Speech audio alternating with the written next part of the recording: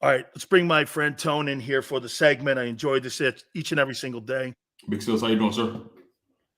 Here's two things the Eagles got so lucky on. Not having him as the quarterback or Russell Wilson as the quarterback. Two disasters, Tone. Denver and Cleveland. I mean, am I right when I say this? Deshaun Watson sets that whole process back for getting fully guaranteed contracts for quarterbacks. He sets that thing back forever. Yeah, the sad part about it is he's been cleared. You know what I mean? And look, I'm not him. I don't know what he physically feels. I don't know nothing about that, right? But one thing I do know, they guaranteed him $230 million. And when you see guys going out there with bad shoulders, bad legs or a bad hip or a bad back, whatever it is, you see guys out there going, like, for example, Trevor Lawrence, he's going to play tonight. He got a bad knee right now. Yep. He didn't get his money yet. But again, you said something really key. The fact of the matter is he's been emboldened. He's been empowered by this organization to the point where he doesn't feel the need to go the extra mile for them, right? And I think I said something to you in the chat. I said, he didn't go to Cleveland to get them a Super Bowl. He went to Cleveland because they gave him the biggest bag. Yeah. Like, let's be honest, he planned on going to Atlanta or Carolina or whatever other team other than Cleveland. Cleveland came out the woodworks and they said, listen, we know what they're offering you, but we'll give you the whole thing guaranteed. I'll play in Mars. I'll play on Pluto. Where do you want me to sign? Where do you want me to go? What do you want me to wear? Now that he got the money, he doesn't feel the need, to put himself out there for that organization. So, at the end of the day, we'll see how it happens. And again, I want to reiterate, I don't know what he's feeling. I don't know what he's thinking. But for me, at least, that team, at least the guys that you play with every day, they depend on you. And for me, at least, the way my mental works, I like to show up for people who depend on me. Absolutely. And I'll perform for you too. But you have to reciprocate on the other end of that too. And we have to have it and row in the same direction here. I want to go back to something I said in the first hour about Sirianni and the approach. I mean, you tell me now. Okay, so they take the play calling duties away from him at 2 and 5.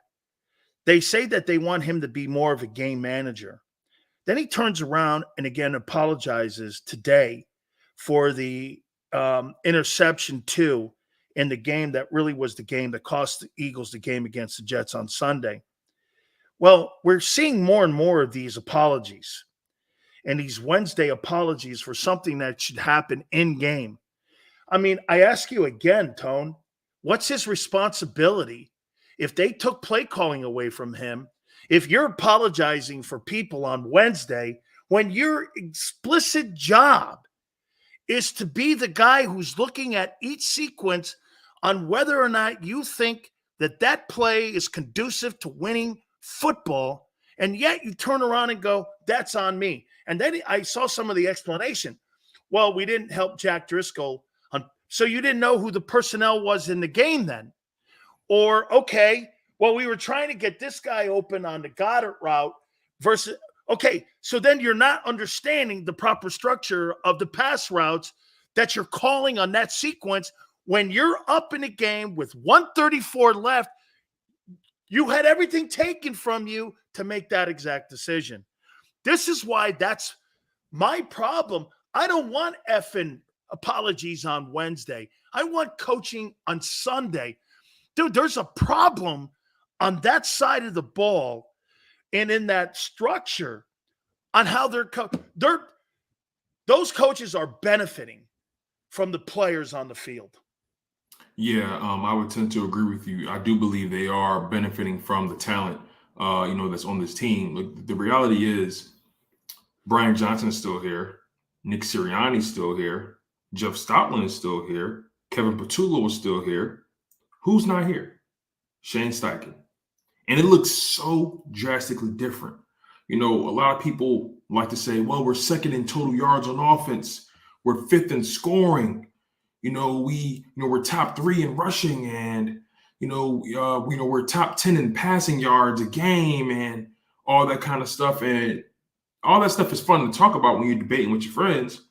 But when you really look at the game, when you watch it, they don't look comfortable. None of them out there. The only person that's getting theirs is A.J. Brown. And that's not an A.J. Brown problem. That's a coaching problem. I'm looking at this coaching staff, and look, if Nick Sirianni and Brian Johnson were stock options, they would be trending down to me. And I liked Nick Sirianni when he got here. I wanted to support him. I wanted to have his back. I know he had a bad press conference, all that kind of stuff. I didn't hold that against him. And, he was able to coach this team towards a Super Bowl appearance. But now you're beginning to really see who was the brainchild behind the way this offense flowed last year. And if the playbook hasn't changed, but you're missing the guy who called the plays or who designed the plays, rather, it makes sense why it looks so disjointed the way it does. And for Jalen Hurts to have more interceptions through 6 games than he had in a whole season, there's a disconnect somewhere. And I'm looking at the coaches because Jalen Hurts doesn't strike me as the player to dial back on his preparation. He doesn't strike me as the kind of player to dial back on his off-season fundamental work and making sure that he understands the game. And he doesn't strike me as that kind of guy. What I keep hearing is, hey, these teams are throwing things at us that we weren't prepared for or that we didn't see or that we didn't expect. Well, that's a coaching problem. I'm looking at the coaches like, okay, why do your players keep talking about what they weren't prepared for or what they didn't expect? You should, as a coach, you have a responsibility to constantly innovate, constantly re-innovate what you do and continue to take it to another level and throw in wrinkle after wrinkle after wrinkle because teams are going to catch up, especially when you were one of the last 2 teams standing in that Super Bowl. Everyone around the world was watching you play. And you know what they said? They said, okay, we have to stop that. Every team in the NFC looked at the Eagles and the Chiefs and said, okay, we have to stop that. And it just so happens the Chiefs offense doesn't flow the way it's supposed to. The Eagles offense doesn't flow the way it's supposed to. There's a disconnect somewhere. And I'm pointing at the coaches. I'm not pointing at Jalen Hurts. I do not think, and I want to reiterate this to the Eagles fans, Jalen Hurts is not the problem. No. Jalen Hurts is not the problem. Nick Sirianni and Brian Johnson are the problem. I've become more of a believer in that. Get this. Just watching the game film of the Dolphins, Tone, makes me go like this even more with conviction. That kid ain't the problem. I'm going to put something else out there to you. Every coach has a consigliere. Mm-hmm. Every coach has a guy on the staff he goes to, whether it be Belichick and Parcells or Seifert and Bill Walsh. Mm-hmm. You always had that guy in the building. Maybe the guy that was that guy in the building last year was Steichen that he banged shit off of, that those guys were able to work together. I saw someone in here make the comparison with Frank Reich and with Doug Peterson. Right. It just, how about this? Some could even make the conversation, boy, that Chief offense looks different. Eric Bieniemy may not have been the play caller, but I'll tell you what, that thing don't look the same. Mm-hmm. I mean, a lot of people are saying, and I want to make this clear as well, right? Watching the games, Jalen Hurts, you can't turn the ball over. You just can't. As disjointed as the play calling may be, as terrible as the red zone offense may be, you cannot turn the ball over 7 times. Matter of fact, you cannot turn the ball over 8 times in 6 games. You cannot have that happen. You cannot throw 3 interceptions in a single game. That cannot happen. And I think he understands that, and this game goes beyond, prior to the Jets game, he only had 4 interceptions. So I wasn't really tripping. But when you throw 3 in a game, okay, something deeper is going on here. And, this goes beyond just that Jets matchup. You see, absolutely. We're really up in arms this week because of the way that Jets game looked. If it didn't look that bad, because all year we all had questions about play calling and all that kind of stuff. But that Jets game kind of put the nail in the coffin for a lot of us. And if you look at it, to me, this isn't about the Jets matchup. This isn't about the record. This is about how the product looks, right? How often, back in the day, remember when you bought a bag of chips, it was more chips than air in it? Or cereal. Yeah, right. Same thing with cereal, right? Back then cereal was a little sweeter. Now they took the gluten out of it. You know what I'm saying? And back and in a bag of chips, there's more in it. There's more air than chips now. The product isn't the same. So I'm looking at this Eagles team like, hold on, wait. The numbers say they're productive, but the product, what I'm seeing, it doesn't look that way. It looks herky-jerky. It looks like they're laboring out there. It looks like they're trying so hard to figure it out. And I was on the side of, Brian Johnson, 6 games in, he's trying to figure it out. Maybe there's some growing pains there. But I'll tell you this, right? And this is my mindset, and you've been talking about it, and I'm pretty dead set on this, right? If we're talking about a Super Bowl, I repeat, Super Bowl, we're not talking about just winning the division, Eagles fans. We're not a bottom feeder team. We're hoping to win the division. We're not just trying to get out of the wild card round. We're not just trying to win the division round or get to an NFC championship. We're talking about a Super Bowl. So elevate your expectations. We're talking about a Super Bowl. You mean to tell me with a Super Bowl caliber roster that you were just knocking on the door, that you were 3 points away? You settled for someone who lacked experience with this type of roster? Come on. I'm not here to develop linebackers.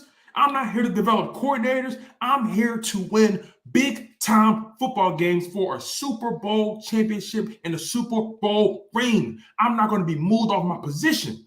I'm not going to settle for less because I know this team has it in them, and we've seen it. And I don't understand why we think it's okay for the product to look the way it's looked. I don't know why we keep falling in love with the stats. We got to look beyond that. We got to pay. Eagles fans know damn well what I'm talking about. When they're home watching these games, they're screaming next to their pop or whoever they're watching the game with. Yo, what the hell kind of play call is that? What are we doing over here? What decision was this? They know what we're talking about, but they don't want to share it here. But it's okay, because the reality is, I do think the team will get better. But my fear is they're not going to get better in time when they come up against this gauntlet that they're going up against, like the Dolphins, like the 49ers. Here's the huge issue with what you said, though, of getting better. When you got coaches going to the podium justifying their pass run ratio, and people saying, Sills, don't you think these coaches are addressing this with the team?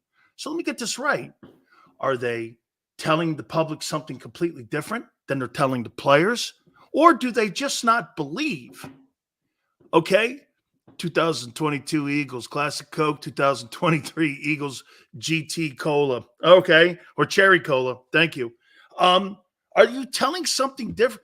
Why do you have the need to have to come to the media or to the fan base to justify how you're calling plays and how you're not developing your talented players on your team that you've invested money? And get this, you've invested a first-round pick in Devontae. He's going to have a sub-year numbers-wise and impact-wise if current trends go the way they are. You got a $50 million tight end you're doing nothing with. How are you telling me you're happy publicly with those decisions when what you just said, Tone, everyone on the planet knows that that's not true? You're contradicting everything. And it makes it seem that the coaches are important to have to explain themselves to you when you and I could give a shit if they explain themselves or not. I only care about the coaches. I only care about the coach on Sunday. The Wednesday and Monday press conference is irrelevant to me unless you start justifying your incompetence. I don't get it. Why are you telling me that you're happy with the way things are going when you know full well that you're not?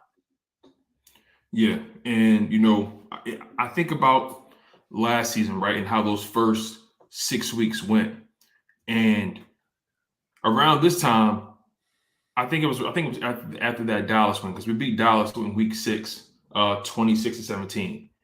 Again, through the first 6 weeks, if you watch the film of the first 6 weeks last year, you rewatch those games, and you watch the first 6 weeks of this season, you can't tell me with a straight face they playing the same.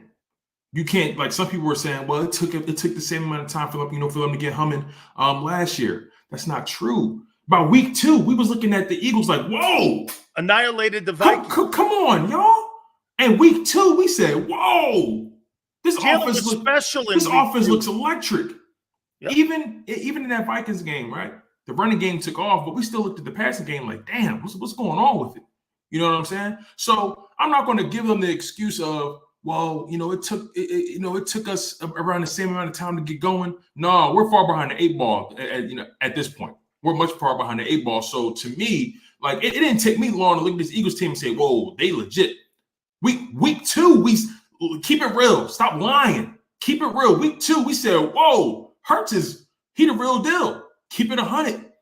And I think that's the one thing that bothers me sometimes. I know a lot of people know what I'm talking about, but there's that small group of people who don't really want to accept the fact that they live in denial and not the river in Egypt. There's an issue here. You know what I'm saying? Week 3 against the Washington Commanders, we saw that offense like whoa.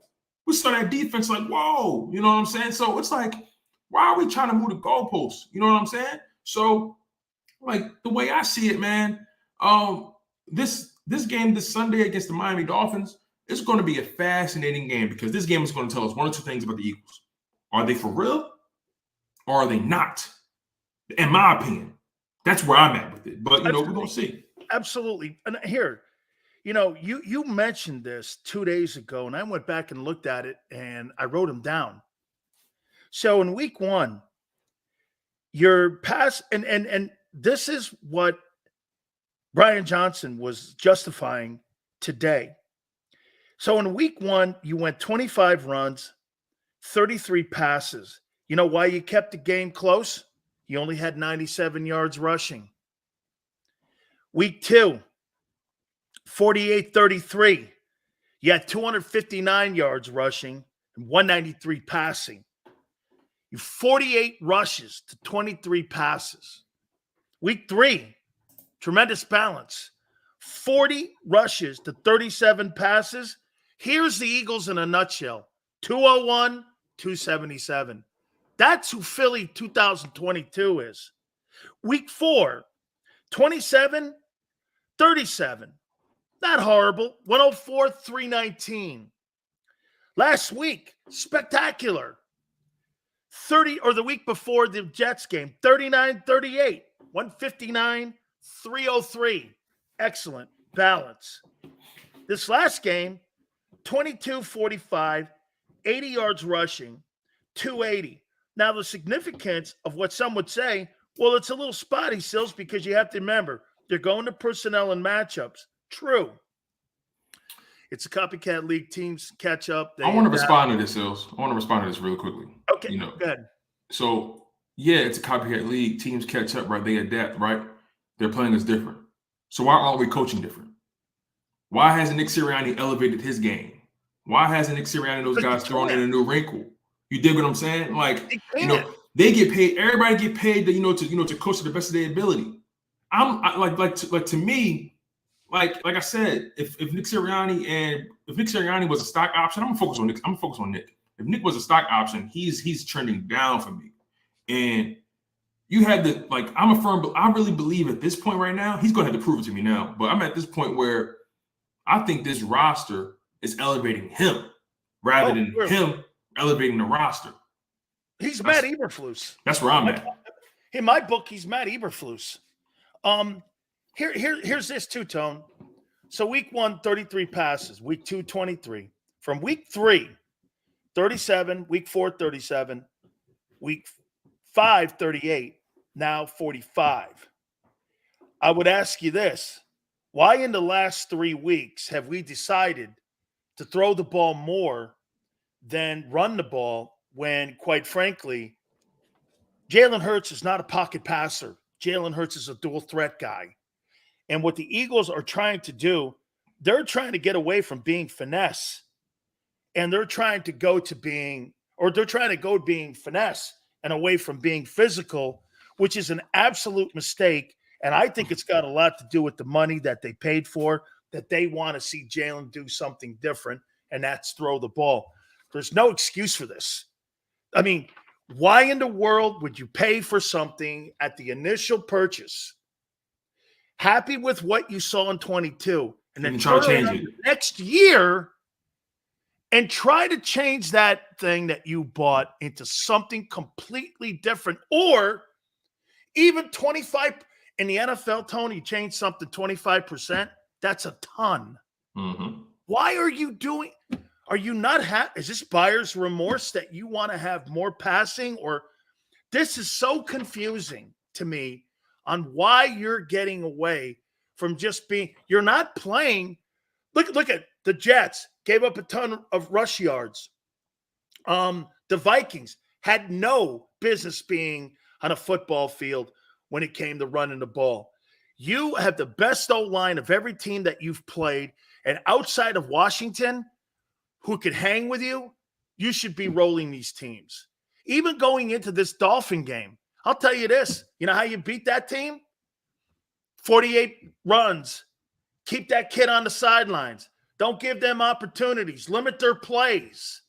Talking to me about defense and press coverages, fuck that. Run that ball down that team's throat. They're not exceptional on defense. Mm-hmm. That's not an exceptional defense. But what happens is teams want to get into shootouts with them, and that's the biggest mistake because that's the mousetrap. There's two things I want to mention really quickly, right? You know, the reason the expectations are high for this offense is because we knew coming into this season the defense wouldn't be as dominant as they were last year. You lost some key contributors. So the offense naturally, and we talked about this all offseason, the offense is going to have to really put up some points to allow that defense to develop properly. Now, injuries have happened. You know, things have gotten knocked off on the defense as far as injuries go, so they're really battling against it, right? But this offense, the expectations are so high because we saw what we saw last year. And let me throw something at you guys as well. I don't know if you guys know this. You can do the math if you want. Through the first 6 games, through the first 6 weeks, the Philadelphia Eagles of 2022 and the Philadelphia Eagles of 2023 have scored virtually the same amount of points. I think there's a 1-point difference. I think we scored 1 more point this year than we did last year. I got that from John McMullen. He broke that down to me. And I say that to say, if they scored the same amount of points basically compared to last year and this year, why does everything seem like a struggle?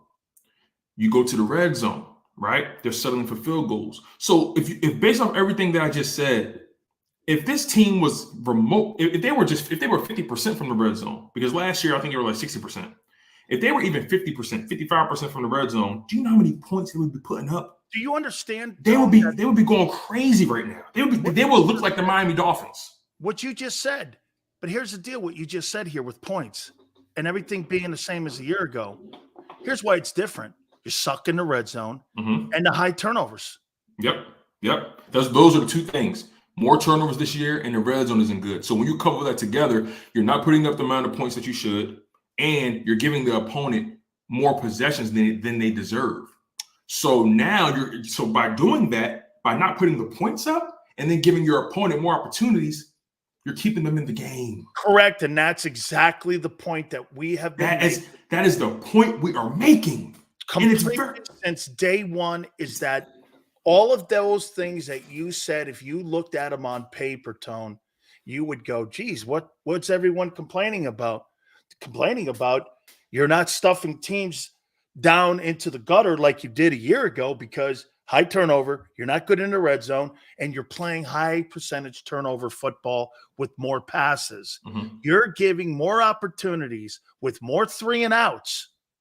And look at where they are in 3 and outs. I'd be curious because a couple of weeks ago, they were 3rd in the NFL. Can you imagine this stat? A couple of weeks ago, and I'm just going to go with a few weeks, they were 3rd in the amount of turnover or 3 and outs. You're down at the bottom of the league in red zone, and you're high in turnovers. So if you have the second best offense, It's misleading. You're going against everything that you're productive. The only thing keeping you in it is that you have talent. Yes, and on top of that, let's keep it real. You don't put up points between the 20s. You put up points in the red zone. So all those yardage, that second-ranked total yardage that people are talking about, it's because of the 20s, in between the 20s. Yeah, the Eagles can move the ball, right? Sure, it doesn't look the same, but I'm not saying they can't move the ball. The issue is not them able to move. That's not the issue. The issue is when they get in the philosophy and when they get in the red zone, something just changes. They lack efficiency down there. They're turning the ball over more down there. And when you take all of that into account, it's not a recipe for success. Again, someone said, I think Sports On, he says the red zone percentages have been down across the league in TDs. Okay, fair enough, right? Now here's my retort to that. That would be okay if the Eagles went from, because I think they were they were in the 60% last year in terms of red zone. I think they were number one in the league. I think top 3. That would be okay if they went from 65% to 55%. Okay, all right. Red zone is down for the season. Okay, they dropped from top 5 in the league in red zone to bottom 5. That drop isn't the league catching up with you. Keep it real, people. That's not the league catching up with you for you to go from being top 5 in something to being bottom 5 in something. Those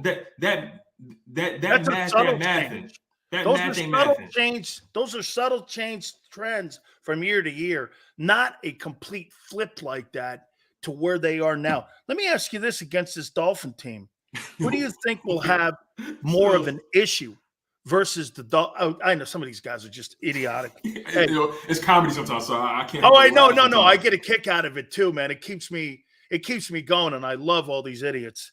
They want to give Brian Johnson a baby bottle too in a bib. Let's give him a bib and a baby bottle. Let's do that next. Let's rub his tummy, give him some more milk. What coordinator will have the tougher time Sunday, Desai or Johnson? Desai. Desai's going to have a tougher time because he has to find a way to keep points off the board. You know what I mean? The Eagles, at the end of the day, they're averaging about 25 points per game. They're going to find a way to get something on the board. But the difficulty comes in when you have that offense like the Miami Dolphins. They can score so quickly, and they're so efficient, they're so effective. They can score in so many different ways. Everybody on that field is a weapon. And Sean Desai has more injuries on his side of the ball. I think Sean Desai is going to have to coach his behind off. Whereas though, again, Nick and Brian, they can kind of hide behind that talent. They can out-talent them, on that side of the ball. But on defense, Desai is really going to have to earn his money. You know what I'm saying? So I think just based off of the talent disparity from the Eagles defense to the Dolphins offense, in terms of the skill positions, it's just going to be a hard way to go for Brian Johnson. So I think I'm sorry, not Brian Johnson, Sean Desai. I think Sean Desai has the tougher job on Sunday night. Keon says he's acting like Johnson's 1-5. Johnson has nothing to do with the record. The only reason that they're 5-1 is Jalen Hurts. Okay, he has nothing to do with it. Those coaches have nothing to do with it. Actually, those coaches are lucky to be in the building. Okay, they have offered offensively nothing to the process. You get this. How does a coaching staff on offense, who's constantly apologizing for fuck-ups and situational play calling on a weekly basis, helping the integrity of the offense getting better when Devontae and Goddard and everyone else outside of AJ are not having good years? They're having okay years, and they're exceptional talent. How in the world are they adding to the development of their offense? They are winning because of the talented roster. Nothing to do with the coaching. This Eagles team, another thing people want to act like is not a thing. This Eagles team could easily be 3-3.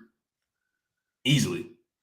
They should have lost that Patriots game, but the young brother couldn't keep his feet in. They were in the red zone. They were about to score. They were moving the ball, but the young man, he was a rookie, couldn't keep his feet in. But again, it's part of the game, right?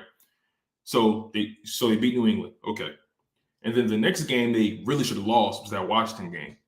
Riverboat Ron turned back into Rice Cake Ron. Absolutely. You know what I'm saying? Riverboat Ron making a poor decision at the end of the football game that would have absolutely, Tone. I mean, dude, that position probably ends up getting you fired there. Washington, watch this. Washington outplayed Philly. Yeah. Like again, like the Eagles could easily be 3-3, right? But we want to change history because we're 5-1. You know, we want to pretend like we didn't see what we saw. And that in week 1, we all were like, yo, what the hell's going on? We're about to lose this game. You know what I'm saying? Washington, they drove down and scored. I'm sitting at home. Please don't go for 2. Please don't go for 2. Like, we have to just be real with ourselves. You can be a fan. You can be a fan. I think they would have got it too. You can be a fan of this team. Like, I'm a fan, down hard through and through. But I recognize game, and I know what I see. You know what I'm saying? So, you know, the reality is, look, this team is super talented, right? The offense is talented. The offense is too talented for them to look as disjointed as they look. You know what I'm saying? So again, you know, people can believe what they want to believe. You know, they can say, well, you know, we didn't lose, we won. That's the fact of the matter. Okay, we won, but you have to appreciate. In order to appreciate where you're going, you got to first have respect for where you've been. And the reality is, the Eagles could have easily been 3-3, but the talent and some miscues from other coaches allowed us to be 5-1. We can easily. Yeah, I'll say this to you about your fan base, and please put Dirty D up there for me too. I got you. Let me see if I can find him here. I would say this to you: do you believe that your fan base is just has blind loyalty to whoever is in the headsets and wearing the Kelly green or the Birds helmet, and that no matter what it is, all of a sudden Julio Jones becomes 2015 Julio Jones again, miraculously, and as soon as someone leaves, Gardner Johnson sucks, and it's just what it is, because no matter who and what happens in Philly, there's just a certain fan base that's always going to do this. Well, he's an Eagle now, so I'm supporting him no matter what it is, come hell or high water. Eagles, the Eagle, and again, I always think it's important to, to lay out, my credibility, because again, born and raised in Philly, been an Eagles fan since 1994. When I first laid eyes on my mama, you know what I'm saying? So the way I see it, I've seen this team go through all the growth. I've seen since 1994, or since I've been able to really pay attention to football, which is the Donovan McNabb era. I've seen my city go through ebbs and flows, right? I've seen the growth. I've felt the down years. I felt the great years, all that kind of stuff. And to your question about are there blinders on for whoever wears our colors? Absolutely, because Eagles fans, we're like the mafia, right? You know what I'm saying? Like I have no idea what you're saying. The mafia doesn't exist, right? The mafia doesn't exist. I've never heard of it. But we're like the mafia. Like, we don't care. Listen, I don't care what Tony does. That's my brother, right? I don't care what he does. You know what I'm saying? So it's just we're so protective of our own, and I totally get it, because we get so much shit from other people. We feel this powerful need, to be so protective and clutch everything so so close to ourselves, because we know what it's like to be talked down on so often. We're not going to take it from anybody, not even amongst our own. So I think we really just we have so much love. We're so we're so invested in this team from an emotional standpoint. It's like somebody trying to tell you about your brother, and you're like, no, that's my brother. I know my brother. I can talk shit on him, but you can't. Yeah. I know who my brother is. Meanwhile, your brother's out here breaking into cars. He taking craps on people's lawns. You know what I'm saying? He's the village idiot. No, that's my brother. That's my brother. No one's gonna talk about my guy. And look, I'll take it as far as this, right? I was going to bat for Jalen Reagor like a mother. No way. I was really? Like those first couple of years. I was like, yo, Jalen Reagor, he just has to figure it out. We just got to hold it. We got to hold him down. We got his back. And it was just like, damn, I can't protect him anymore. You know what I'm saying? So I love that. And I will never turn down my level of passion, my level of investment to my Philadelphia Eagles, but it also you should never. Hey, but it also it won't blind me with what I see. Finally, here, who does this game mean more personally to, Tua or Hurts? Oh, Hurts for sure. Hurts for sure.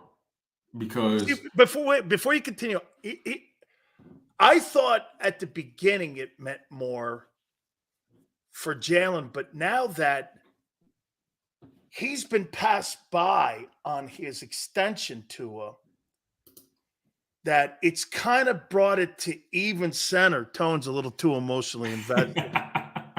Nothing wrong with that. Hey, listen, look in the mirror on game day, senor. Look in the mirror. Okay, why for you is it Jalen that this game means more for? Think about the narrative that surrounded Jalen Hurts as he entered the league when he became starting quarterback. That some of it still exists to this day.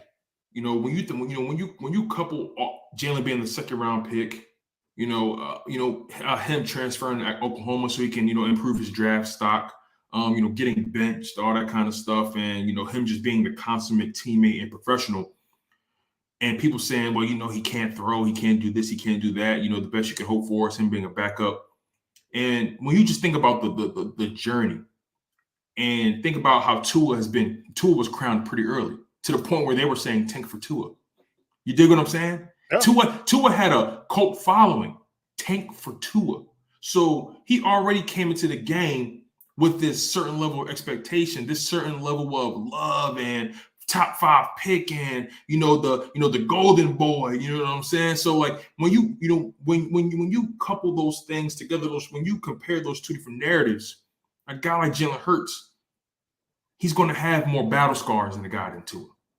So he has to answer for those battle scars, and he constantly has to validate and constantly have to reaffirm why he belongs where he belongs with this play. Because Jalen Hurts is not going to talk about it, but the way he plays, his approach, the way he leads, he understands that, this position wasn't given, it was earned. You dig what I'm saying? So I think this means so much to Hurts because he has an opportunity to outshine Tua Tagovailoa on Sunday Night Football when both of these teams are considered to be Super Bowl contenders. And potentially this could be a Super Bowl preview. Yeah. So when you couple all that together, this is big for Jalen Hurts because him and Tua are their careers will forever be aligned. This is the Nick Saban Bowl. You dig what I'm saying? This is the Alabama Bowl here. So I think this game means more to Jalen, and I think Tua, if anything, I just don't think Tua thinks like that. I don't know him, obviously, I'm guessing, but I just feel like Jalen, he's such an internal, he's such an introspective dude. I feel like what drives him is the doubt. What drives him is people saying you're not going to be this, you're not going to be that. It's hard to stay motivated. It's hard to stay grounded when you were already crowned so early. So I think just from a hunger perspective, I think this game means more to Jalen, and I think we're going to see that on Sunday. You're being called Tommy Two-Tone now. I don't know what that means. I don't know what that means. I think there was some dumbass singer back in the 80s that was Tommy Two-Tone, but that sounds like a Goombas name, man, that I knew. Six Fingers Luigi. I hear you guys, but hey, Tone, any luck hacking the Dolphins hotel fire alarm before the game? Don't put it past Tone. Okay, man? I mean, hey, Tone might go in there like that guy in Congress who pulled that fire alarm right before those guys have to go to bed. For sure, man. For sure. Like, and look, man, like I said, finding Marillac. There's a picture of Tone at the Marriott like this. Hey, listen, I don't know if you remember this. I think when Ben Simmons came back to town, somehow, some way, the Brooklyn Nets, their hotel room got flooded. Oh, Somehow, hilarious. somehow, some way. I Hey, hope I'm wait, not. you don't think I somebody hope. in South Philly went in there? Hey, I don't know anything about a pipe. I hope I'm not mistaken. Somebody correct me in the live chat if I'm wrong. But I definitely think when Ben Simmons made his first return back to Philly after getting traded, I think somehow, some way, the Brooklyn Nets, their hotel got flooded and the fire alarm went off. It was real bad. But final word. I don't know. But final word before I get out of his hills. Hey, I have a lot of invested in this Philadelphia Eagles team, man, because when they won that Super Bowl, I cried really bad, like really, really, really bad. I fell down to my knees, man. I couldn't believe it. cool. It didn't seem real. I woke up the next morning, and the first thing I did, I walked to my local corner store, and I bought me a newspaper. I bought me a daily news, and I just had to have that moment in physical. You know what I'm saying? Because I couldn't believe it. I had to see it. I had to read it. So when I see a team that I know is, from a talent perspective, much better than that 2017 team, when I saw how close we got last year or several months ago, when I saw how close we got and how good we were playing and how certain things just didn't go our way, and again, how close we got to tasting sweet victory once again, and then we come here today and this team is playing where they're playing, I refuse to lower my expectations, because we all know in this live chat, we all know what it takes to get to that point. We've seen what it looks like when we fail. We've seen what it looks like when we win. So I say all that to say, Eagles fans, I'm rolling with y'all. I'm not against y'all. I'm rolling with y'all. Best and believe. Now, do we got different opinions on the philosophy and how things should go? And maybe some people are more happy with 5-1. Some people expect we should be better, all that kind of stuff. I feel you on that, right? But look at it like this, y'all. We're this close.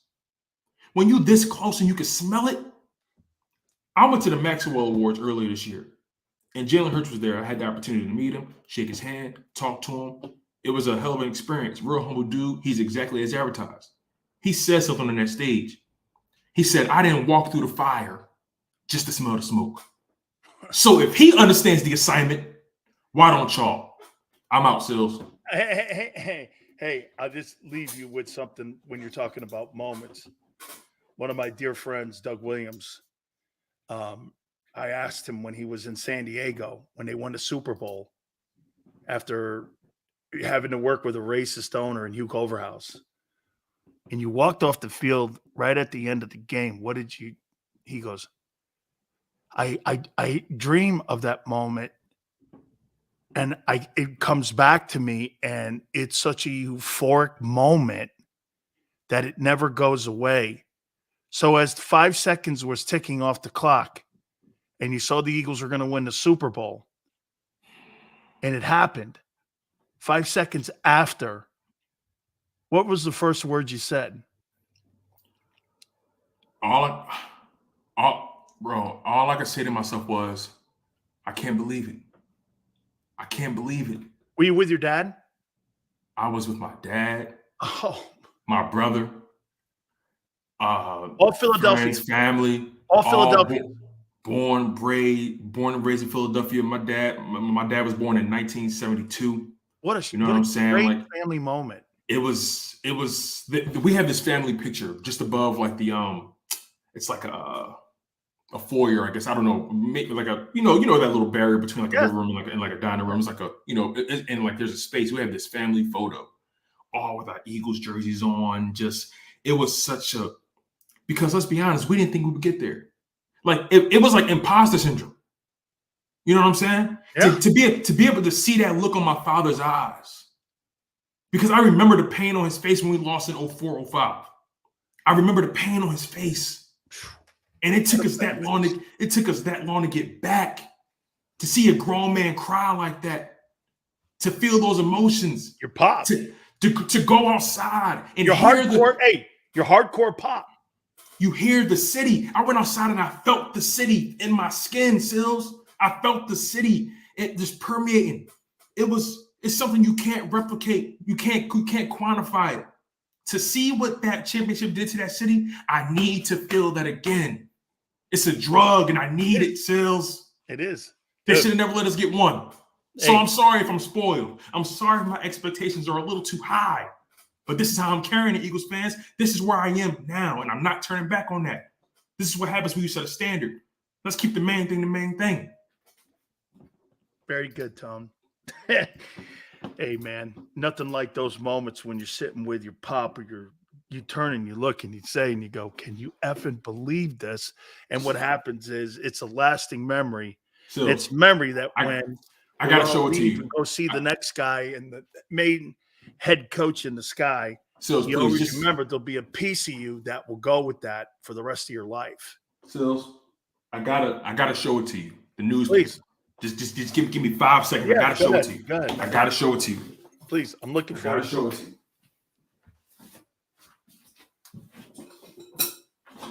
Gotta show it to you, Sills. I gotta show it to you. Daily news. Oh, man. Let me turn this background off. I want to make sure you actually see it. Daily news. When we won it. One for the ages. One for the ages. Daily news. Original copy. I stand for this. You feel me? Yeah. This isn't just sports to me. This is culture. This is history. You feel me? I'm a sick individual. I'm a sicko for these Philadelphia Eagles. I'm sorry, I'm a sicko. So when you experience something like this, come on now. Why would I ever lower my expectations? You should have never let me in the house. You better put that thing in a bag. Yes. You should have never let me in the house. Now my shoes are off. I'm comfy. Great stuff, Tone. Great stuff, my friend. Very good. Thank you so much, man. Very passionate. Very passionate. That's why he's kicking ass, and that's why we love it. I love that, man. That's why it's called The Segment. Speaking of that, our good friends at Hooters, make sure you get in tonight for Thursday Night Football. We enjoy our great friends. By the way, also, our gift certificate, all you have to do is identify that code word, email us at dansilioshow@gmail.com.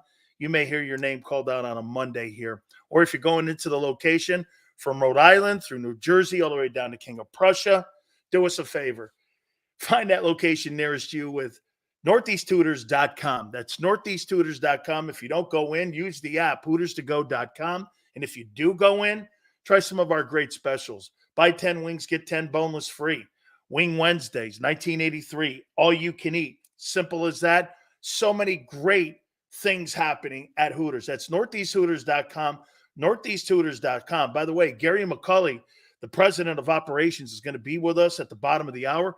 We'll have a brief couple moments with him, get his thoughts on what's going on with all Eagle fans and all football fans from Rhode Island all the way down to King of Prussia. Next hour coming up, we'll reset. Keep it here on the National Football Show.